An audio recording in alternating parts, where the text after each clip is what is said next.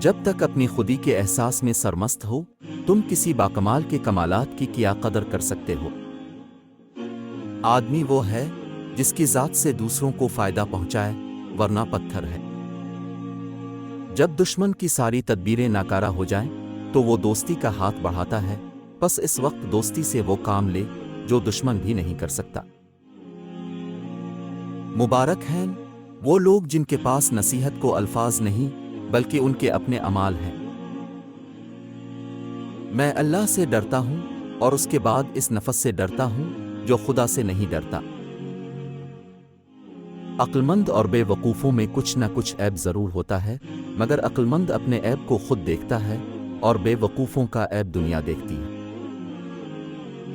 دنیاداری نام ہے اللہ سے غافل ہو جانے کا۔ ضروریات زندگی اور بال بچوں کی پرورش کرنا دنیاداری نہیں ہے۔ عورتوں سے مشورہ کرنا تباہی کا باعث ہے۔ دشمن سے ہمیشہ بچو اور دوست سے اس وقت تک جب وہ تمہاری تعریف کرنے لگے۔ علم حاصل کرنے کے لیے خود شمع کی مانند پگھلا۔ عقل مند اس وقت تک نہیں بولتا جب تک خاموشی نہیں ہو جاتی۔ تعجب ہے اللہ اپنی اتنی ساری مخلوق میں سے مجھے نہیں بھولتا، اور میرا تو ایک ہی اللہ ہے، میں اسے بھول جاتا ہوں۔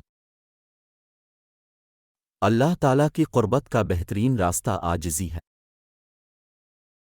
جو شخص بچپن میں تمیز نہیں سیکھتا بڑا ہو کر بھی نہیں سیکھتا۔ اگر کسی کو تھوڑا کھانے کی عادت ہو تو وہ سختی کے دن آسانی سے گزار سکتا ہے، اور اگر فراخی کے دنوں میں تن پرور ہو تو تنگی میں سختی سے مرتا ہے۔